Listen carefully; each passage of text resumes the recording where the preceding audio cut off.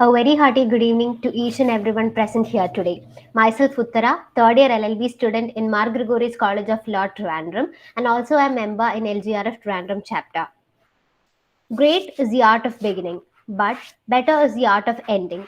We are all here for the valedictory function of our 30 days internship program for LLB students conducted by LGRF along with lawexams.co.in. So, for our today's function, to officially invite us to the function, I invite Arya V. Nair to deliver the welcome speech. I welcome you, Arya. Thank you, Uttara. Am I audible? Yes, you are. If you can't fly, then run. If you can't run, then walk. If you can't walk, then crawl. But whatever you do, you have to keep moving forward. A very warm good evening to one and all present here. So, with the positive quote of Martin Luther King Jr., I wholeheartedly welcome you all to today's session. So today, we are here for the validatory function of 30 days internship program for LLB students, which is being conducted by Law and Justice Research Foundation in association with lawexams.co.in. So the duty entrusted upon me is to welcome you all to today's session. So today, we have with us our chief guest of the session, Dr. N.K. Jayakumar sir, former Vice Chancellor of National University of Advanced Legal Studies, Kochi. Sir was also held various positions including Professor, Head and Dean, Faculty of Law in University of Kerala, the Secretary of Kerala Legislative Assembly, National Fellow of Indian Council of Social Science Research ICSSR, as well as the legal advisor to the Chief Minister of Kerala.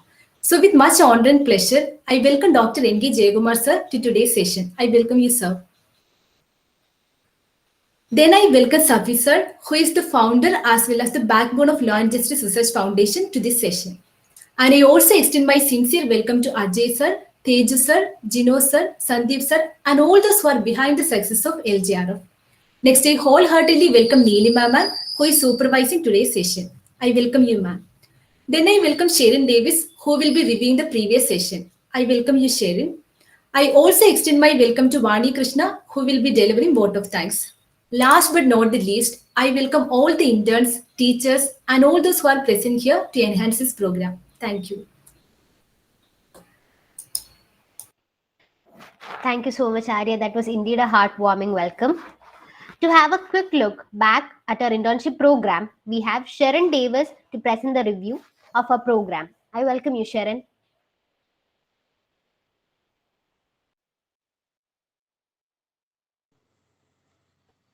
Hello, am I audible? Yes, you are. Good evening, everyone. Respected Chief Guest of the Day, other dignitaries, coordinators of this internship program, all interns. It's my privilege to represent all interns here and share my experience with all of you about the internship program. I would like to use this opportunity to thank all of you who made this internship program a grand success. I would like to tell what all things that we did last 30 days before you as a review, and I'll share a PowerPoint presentation to explain what all things that we did last 30 days of internship. So I'll share my screen.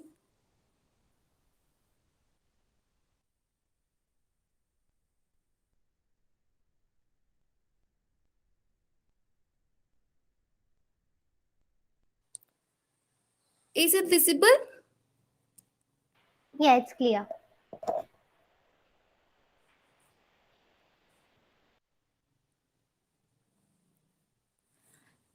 First of all, this internship program is a 1-month program from October 15th, 2021 to November 15th, 2021. And this is a program jointly conducted by LGRF and lawexam.in. So, what we did in this program was can be summarized into 6 major things that I mentioned in this slide. And the one of the major tasks was the 10 informative sessions that we had. So the first session, in which Advocate Neelima ma'am welcomed all of the all interns for this 30-day internship program, and which was inaugurated by Sri Kumaran CV, Principal, Government Law College, Calicut. Then after the introduction, the inaugural session, the team members introduced and explained about LGRF and its programs such as Project Complete Lawyer, Probation Program, Senior Citizen Program, etc. That was the first session that we had, and the next session was held on 18th October, in which the former interns shared their experience with LGRF, and that was really an inspiring and motivating one for us, because they shared their experience, and that motivated us to do our best as an intern in the LGRF. And we also introduced ourselves among the during that session. And then the next session on 20th October on the topic the significance of Project Complete Lawyer, which was taken by Advocate Thomas Gomez sir and Sandeep Chandrasekharan sir. The next session was on the topic how to review judgment, and it was really informative. The session was taken by Vidyut K. sir, Assistant Professor, Government Law College, Calicut. And then we had a session on probation as a tool for reformation of convicts, which was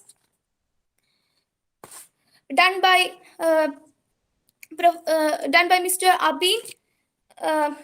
Abhin sir, who is a district officer of Social Justice Department.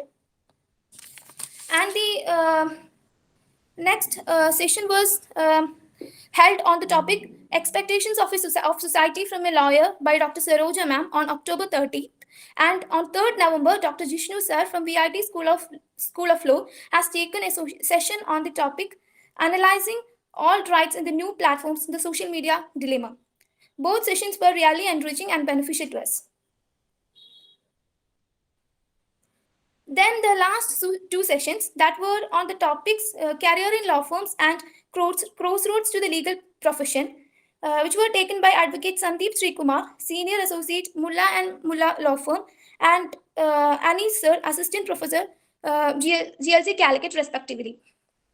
All these sessions were enriching and inspiring.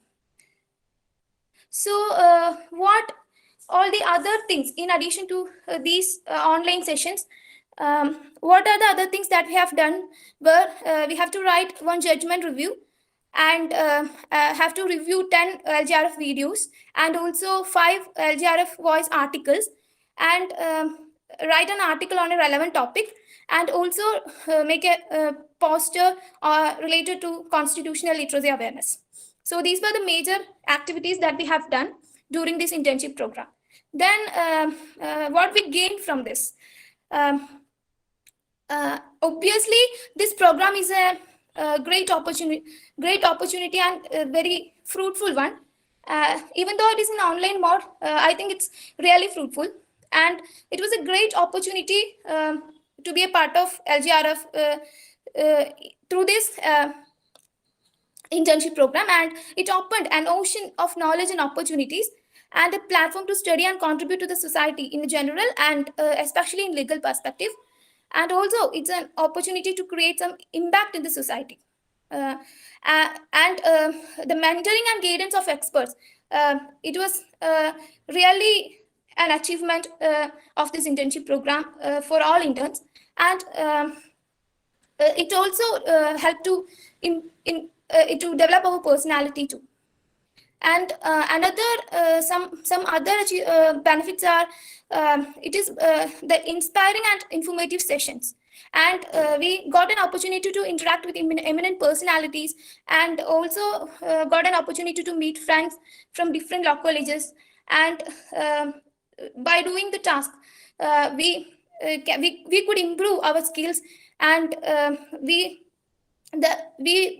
introduced into different legal areas, and really all the sessions and all the activities that we have done were really helpful to enrich our knowledge. So I think this is the most important slide, the thanking slide.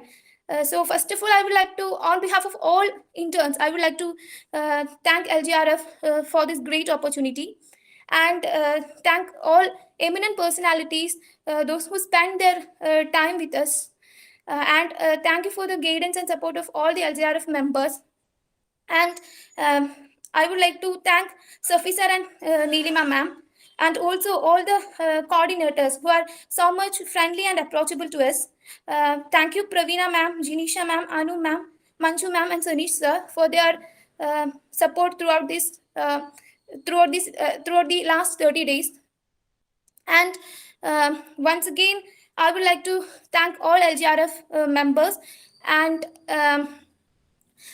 we would like to be a part of the success journey of LGRF in future also, and looking forward to work with LGRF.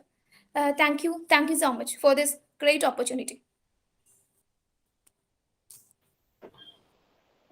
Thank you so much, Sharon, for that wonderful share.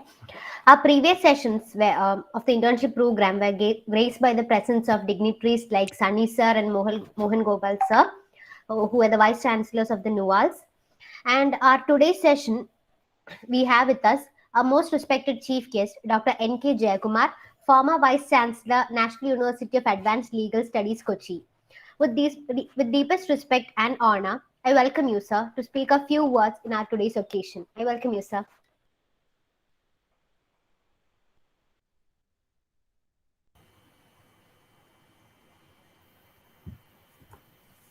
I believe you can hear me. Yes, sir. Yes.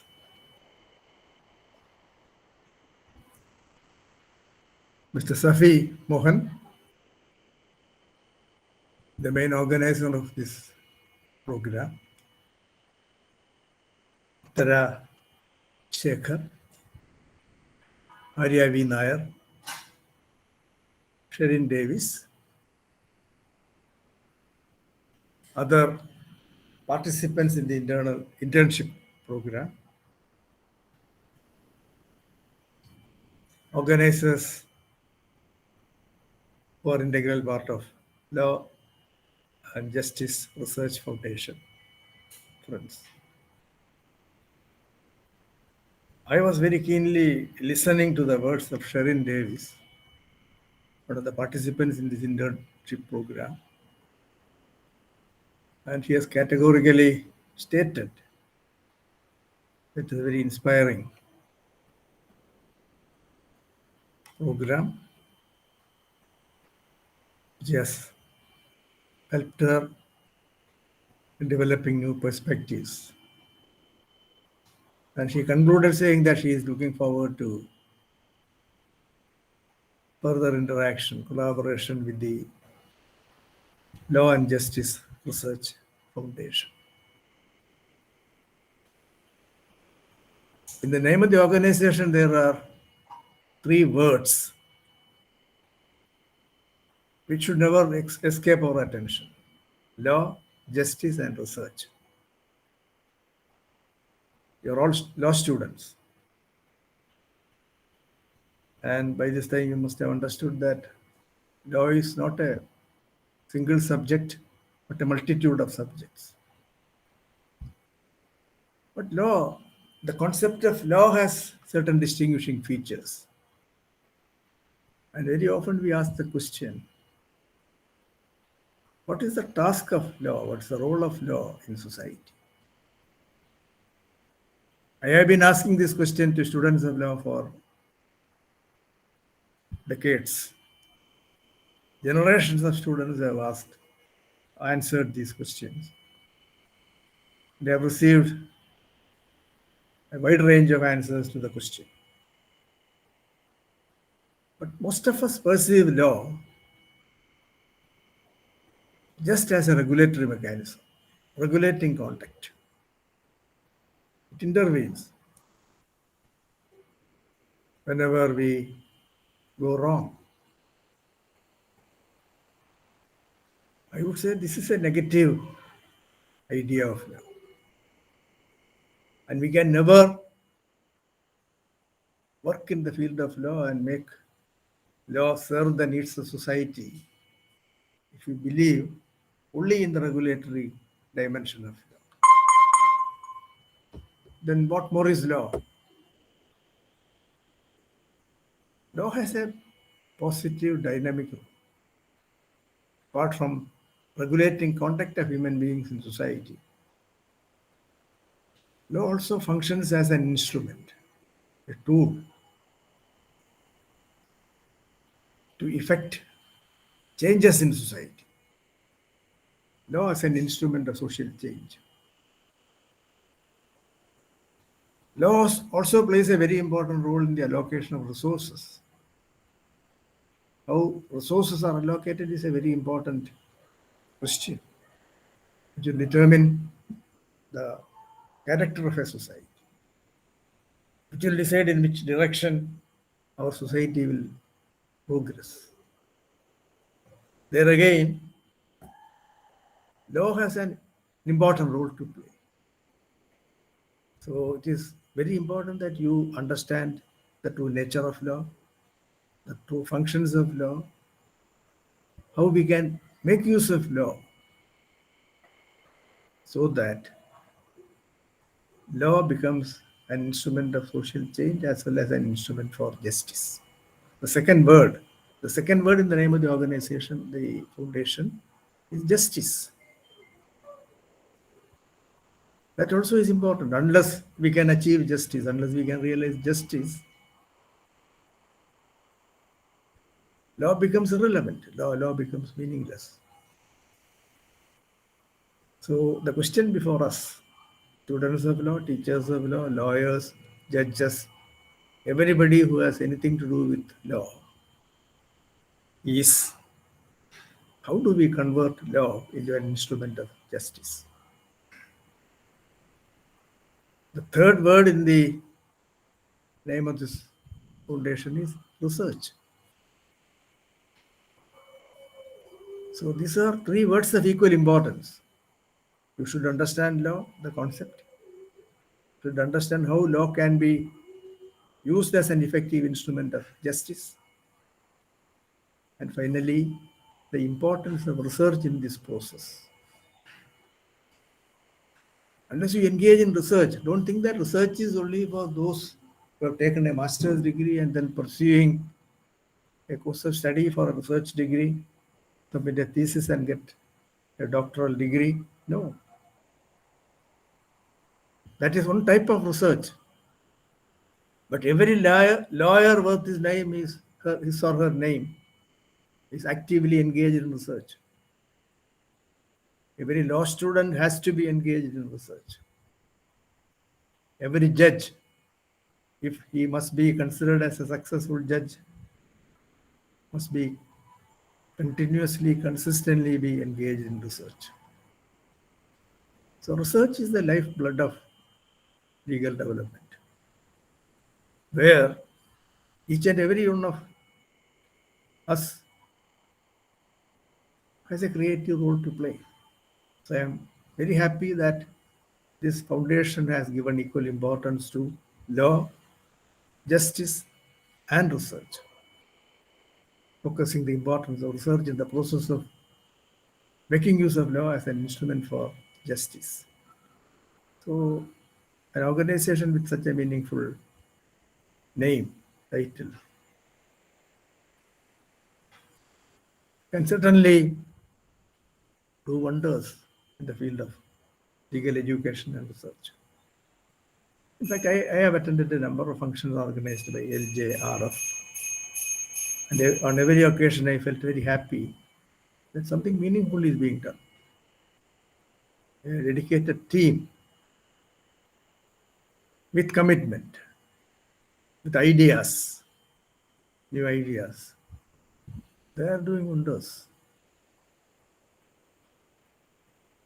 Some years back, I was asked to be the chief guest in a function where they were honoring, I think it was the Bar Council of India or the Bar Association of that town.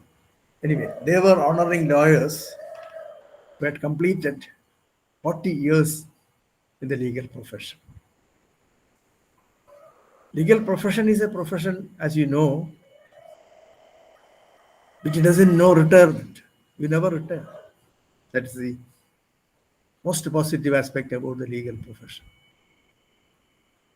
Lawyers and politicians are the only two categories who never retire. So these lawyers who are being honored, some of them are very weak because of age-related problems were there, but many of them are very, very active.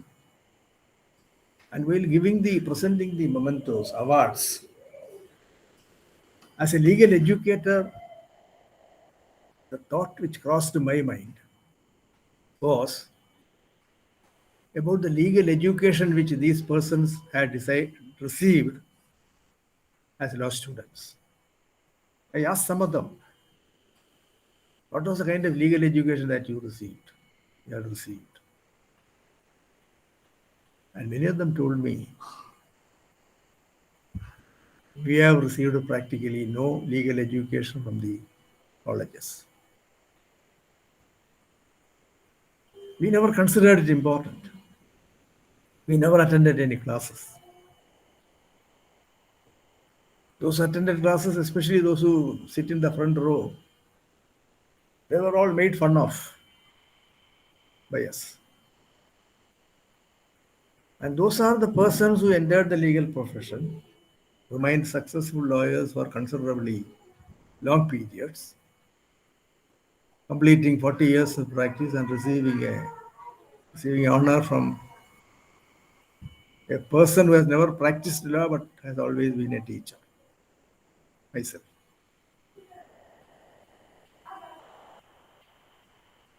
Then I asked myself, what kind of legal education did I receive as a law student?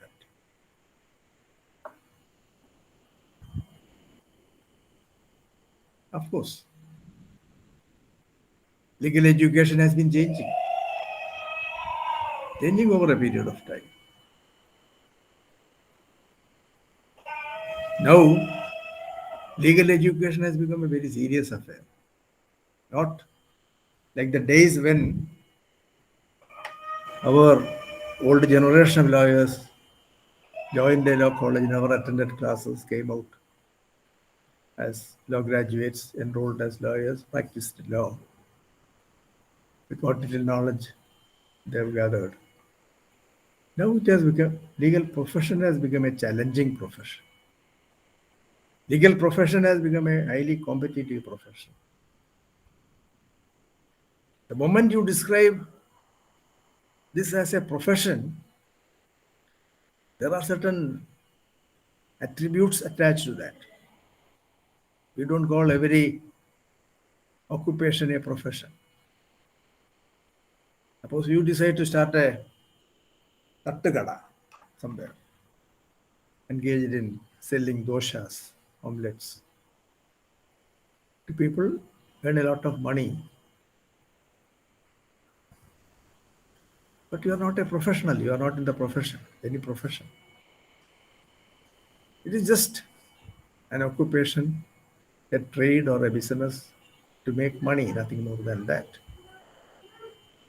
But legal profession is described as a profession because a professional requires knowledge.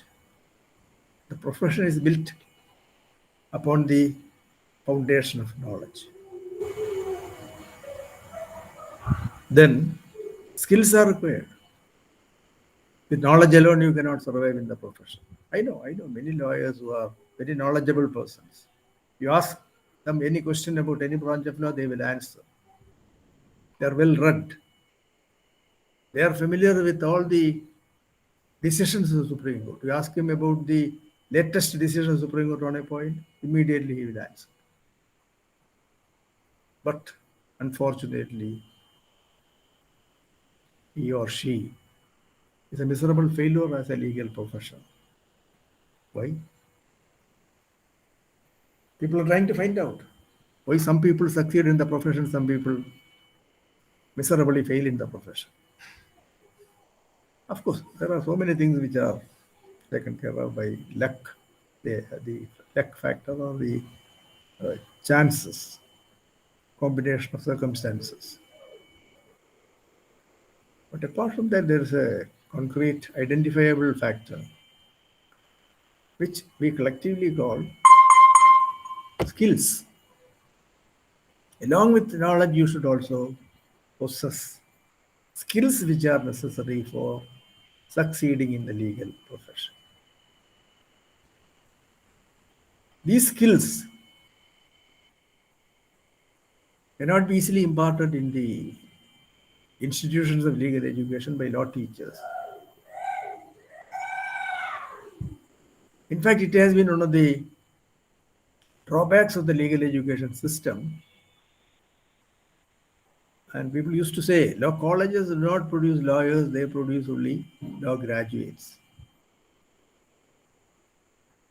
You get a degree which will ultimately enable you to become a lawyer, but you are not made a lawyer in an institution of legal education. That's true. So a profession has to combine knowledge with skills. So you may ask me whether knowledge and skills alone are sufficient in a profession. No. Every profession is worthy of being called a profession only if it has social responsibility. Only when it has social commitment.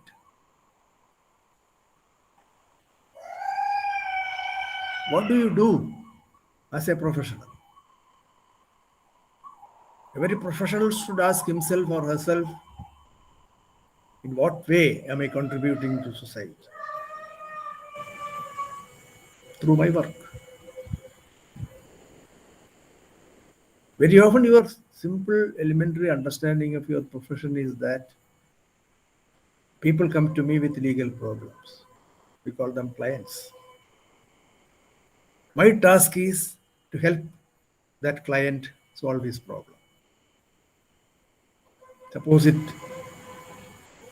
becomes a litigation before a court of law, my task is to represent the client, argue cases before a court of law, ultimately win the case for my client. My question to you is, how does your social responsibility fit in such a context? The person who comes to you may be a criminal. He may be a rapist. He may be a fraudster, cheating people.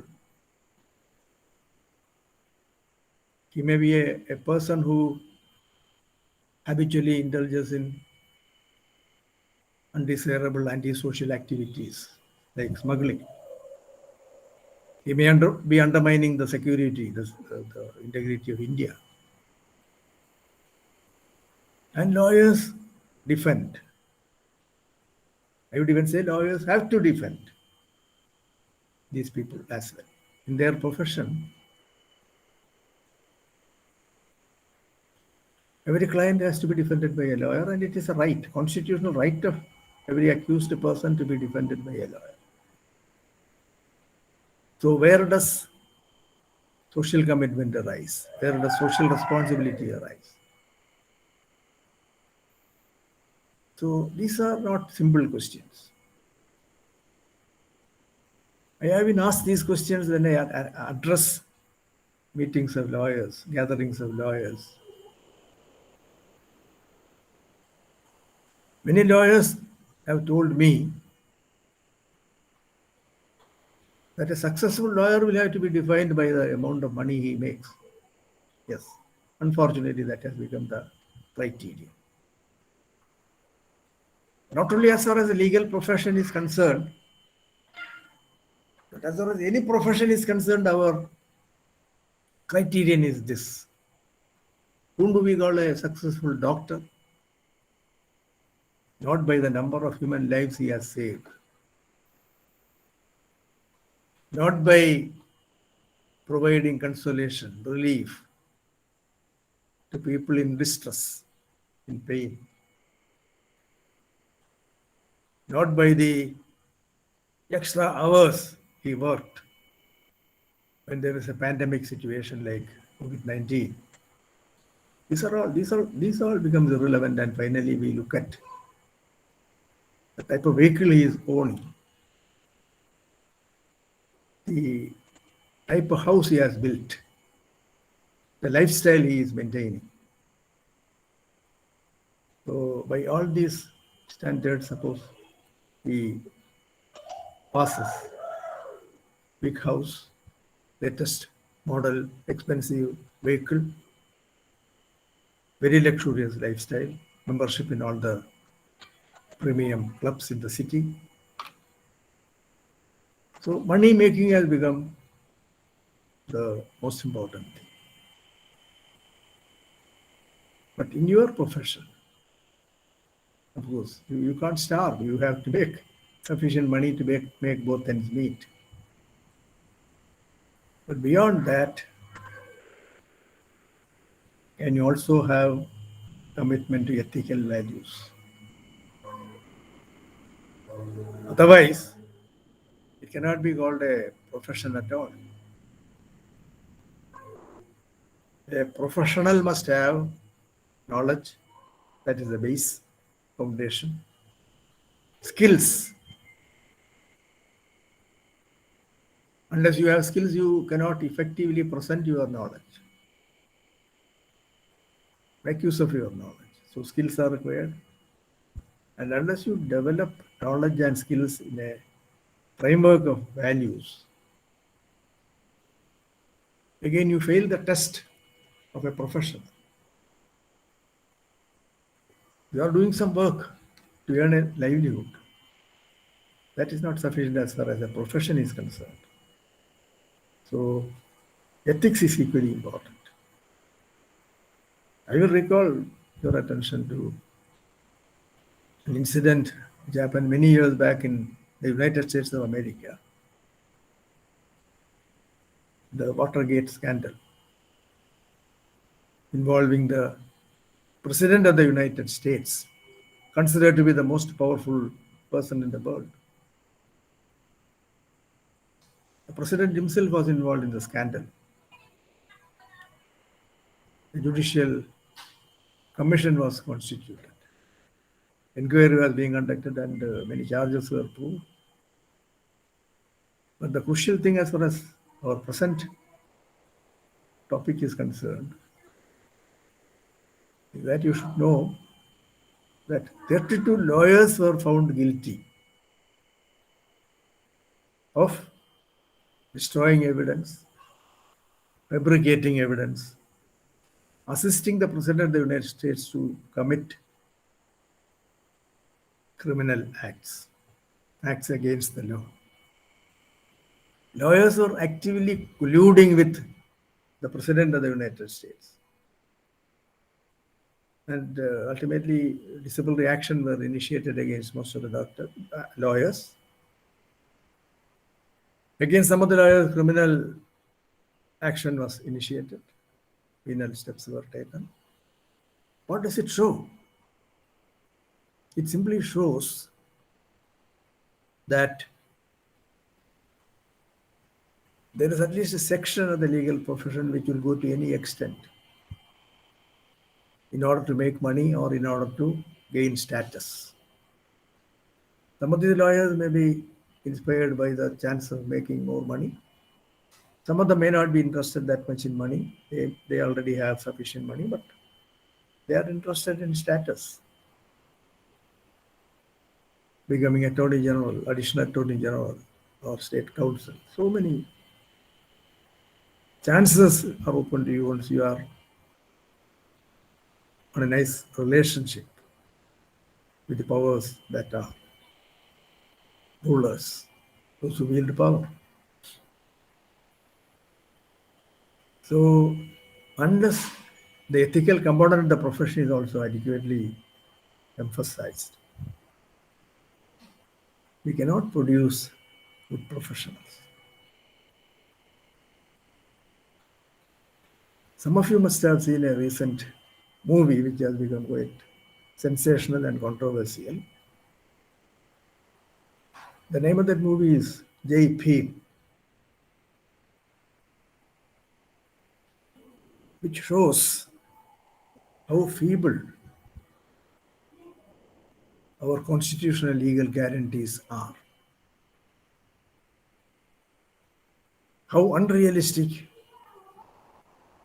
the great words in the preamble of the Constitution and Part 3 of the Constitution are.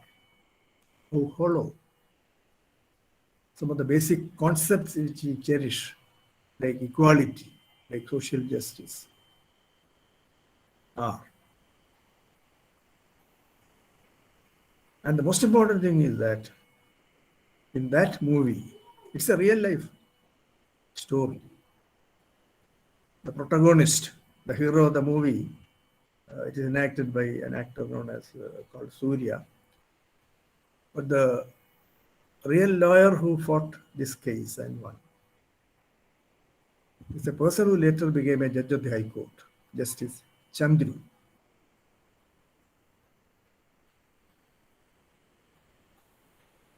About Justice Chandru, there is another interesting incident. There was a meeting in Delhi where the Chief Justice of India was there many years back. Justice V.R. Krishna was also there. Chief Justice of India said, I consider Justice V.R. Krishna as my guru. He is my guru. Then Justice Krishna rose to speak. And Justice Iyer said, the Chief Justice of India honestly believes that I am his guru. He must give Guru Dakshina to me. I demand Guru Dakshina. Everybody was surprised because Krishna is not the habit of asking people for any favor. He has never done that. Even when people approach him with offers, he turns them down, rejects these offers. So such a personality is asking for Guru Dakshina, and the Chief Justice asked, Sir, what would you like to have as Guru Dakshina? Do you know what Justice Krishna replied? Justice Krishna said, as Guru Dakshina to me, you make Chandru, Advocate Chandru of Madras, a judge of the Madras High Court. Because I believe that he is the most deserving person to be elevated to the bench. Can you do that? So on this public platform, in front of hundreds of people, all legal luminaries assembled in that hall. Chief Justice said, Sir, I will do my best, I assure you. And the Chief Justice was true to his words. He recommended Advocate Chandru's name to be on the High Court bench of the High Court bench of Madras. But there were so many obstacles. People started saying, people who are powerful enough to accept or reject the recommendation, they said, no, not Chandru, he's a communist. He's a trade unionist. He's always mingling with low-class people, not keeping the dignity of the legal profession. So many allegations. These allegations are raised even against Justice Krishna years back. Finally, Chandru became a judge of the High Court. But why I am narrating this incident before you? Young lawyers, young law students who have just done an internship program with Law and Justice Research Foundation. My purpose in enumerating this incident is just to show that it is possible to be a lawyer with a commitment to ideals, with a dedication to certain values we cherish. We mechanically repeat the words in Article 14. We repeat again mechanically the words in the preamble of the Constitution of India: justice, social, economic, political. And in society, if you open your eyes wide, you find there is injustice, there is oppression, there is exploitation. You speak about human rights, but you find police torture, custodial murder, even custodial rape. These are happening on a daily basis. And unless your conscience revolts against these injustices which make a mockery of the Constitution, which a mockery of constitutional guarantees, which make a mockery of the concept of human rights, through your knowledge, your skills, you are not fit to be called a professional. Imagine the satisfaction that this lawyer, Chandru as a lawyer, must have derived when he defended the cause of this Adivasi woman and helped her, even though her husband was dead as a result of custodial torture. At least it was revealed and the culprits were given punishment. That is what the system has to do. And that's the role of lawyers in activating the system, assisting the system in meting out justice. So internship programs actually give you an opportunity to understand the realities of it. You learn law from books. You learn law in the classrooms, but that is only a partial knowledge of law. This partial knowledge of law becomes more complete, more relevant, more meaningful. Only when you understand the realities of law, how institutions function, how exactly is the interface, the relations between the people and the institutions. Many law students are blissfully ignorant of these things. Years back, when I was a student teaching LLB students, I asked one bright student who used to score very high marks in the examination, "Where are you from?" He mentioned a particular area, a suburb of Trivandrum. I asked him, "Is it a part of the corporation of Trivandrum or a panchayat?" You won't believe me. This boy did not know whether the place where he resides is a part of the Trivandrum corporation or part of a panchayat. Then he was stumbling, stammering. He told me, "Sir, I think it is a panchayat." Okay, then tell me the name of the panchayat. We did not know. So a person who does not know where he lives, who does not know the fact that there are local self-government institutions which practically interfere in every aspect of our life. A boy who comes straight from his home to the college, spends some time there, go back, maybe he will play cricket in the evening or shuttle, some game, or he may go to the gym, he may watch a movie at home or in the theater. There the matter ends. That is his contact with life. I remember as a part of our legal aid clinic programs, I asked students of the law degree course to go to a colony, a particular colony with miserable living conditions. Go to every house in that colony with a questionnaire, collect information about denial of rights. What rights are denied to those people? What are their expectations about law? Do they have any legal problems? Are they involved in any litigation?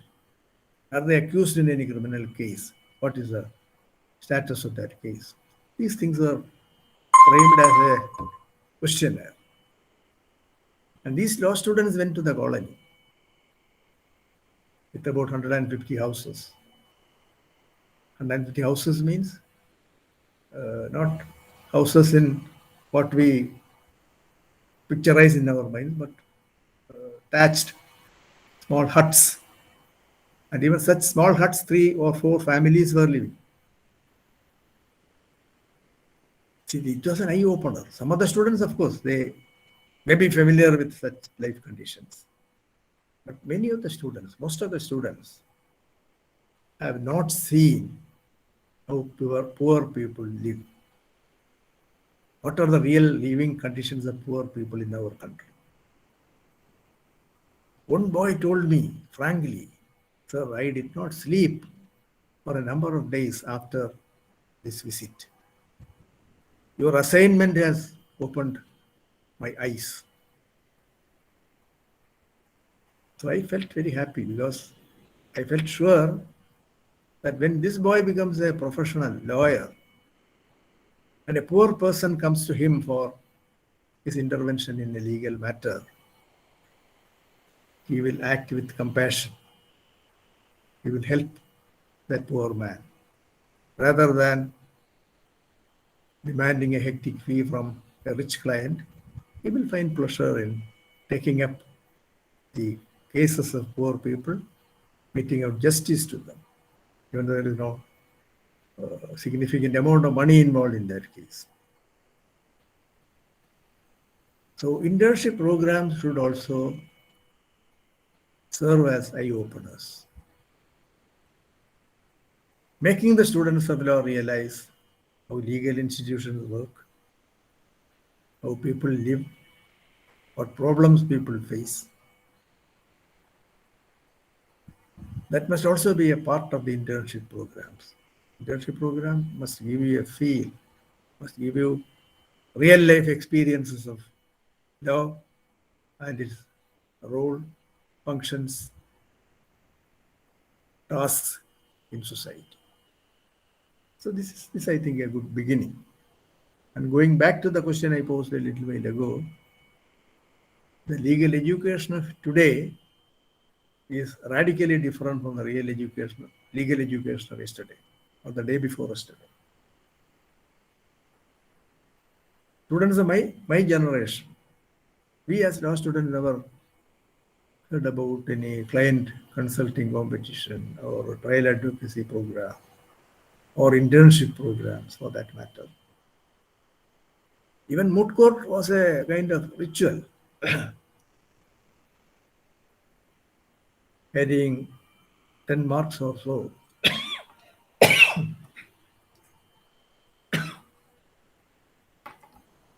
For which we just had to climb the platform, say a few words, then say, my colleague, my co-advocate will present the rest of the matter.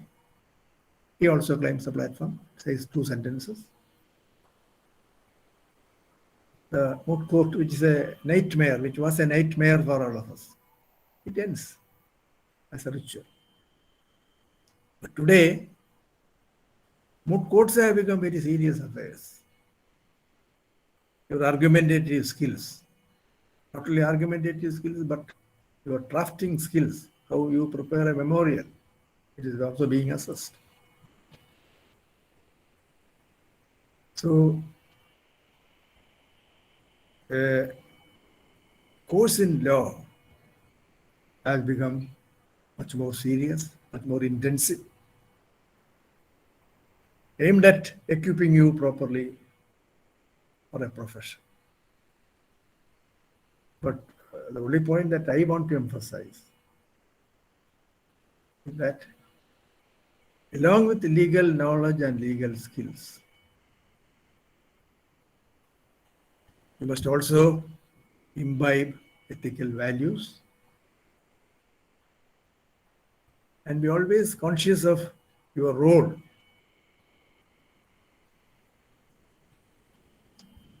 and social commitment as a legal professional. I am sure that all of you will have that kind of passion. Passion for not earning more and more money, but passion for realizing the concept of justice. A passion for helping people who have been deprived of their entitlements. A passion for being with those who are oppressed, those who are exploited, those who are suffering.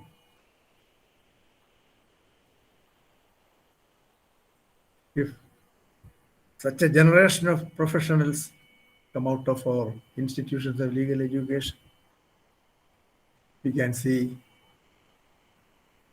radical changes, momentous changes in making law a real instrument of social change. Transforming law to social engineering. That is our idea. I congratulate all the participants in the internship program, and I congratulate the team behind Law and Justice Research Foundation for successfully organizing this internship program for law students. Thank you very much for listening to my words.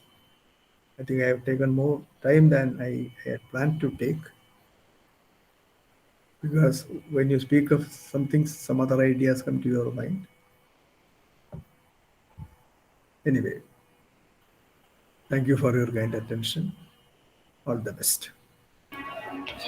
Thank you so much, sir. Thank you so much for gracing our occasion with your kind words. We have got a question answer session. If any of the participant has got any questions to ask to our speaker, you can. Yes.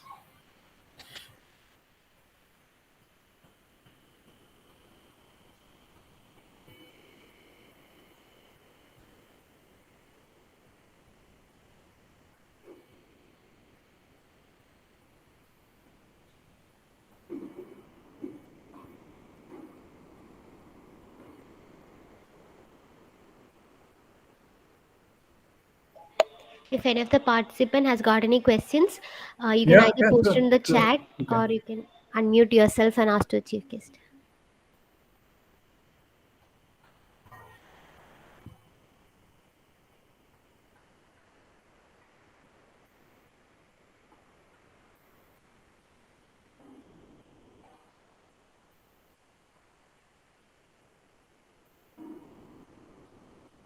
Hello, good evening, sir. Safi Mohan here. Yes. Sir, thank you very much for your presence and kind words. And it was indeed a very informative section because of many reasons that you mentioned the importance of a law student and a lawyer, citing Chandru's history, Justice Chandru's history, and it was a very informative. But at the same time, you mentioned some of the most important valuable point. I think it is indeed a very important for a law professional. Doesn't matter he is a law teacher or a lawyer or a judge. That thing that one is required is legal skill knowledge. And I thought it would be a good character, but you mentioned the social commitment. And Law and Justice Research Foundation is an organization working in this direction because of mismatch between what we teach and what is actually happening in the society. So, with the blessings of people like you, we are guiding our students. And thank you very much, sir. Thank you for your kind words and presence. Thank you.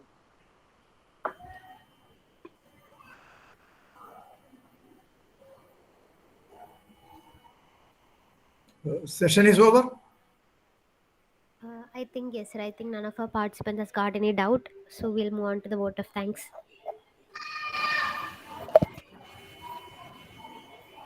Now that we have come to an end of our today's session, I now invite Vani to deliver the vote of thanks. I welcome you, Okay, Vani. first of all, thank you, Uttara. First of all, I would like to apologize as I'm unable to switch on my camera as I face some technical issues. So sorry, I'm really sorry for that. So continuing with what I'm interested with, a warm good evening to all. It is my privilege to propose the vote of thanks. First of all, I would like to extend my gratitude to our chief guest, Dr. N.K. Jayakumar, who spared his time from his busy schedule to grace this session. Today, we had an opportunity to hear your thoughts, and your thoughts have enlightened our minds and have shown us a new path. Once again, thank you, sir. It was really a wonderful session. Next, I would like to thank LGRF for such an amazing platform. I would like to thank Shafi sir for his support and this opportunity he have provided us with. I would like to extend my heartfelt thanks to Nilima ma'am for her guidance, encouragement, and support throughout. None of this would have been possible without you, ma'am. Thank you so much, ma'am. I would like to thank all the coordinators for their support and encouragement, and also the entire team of LGRF for such an amazing experience.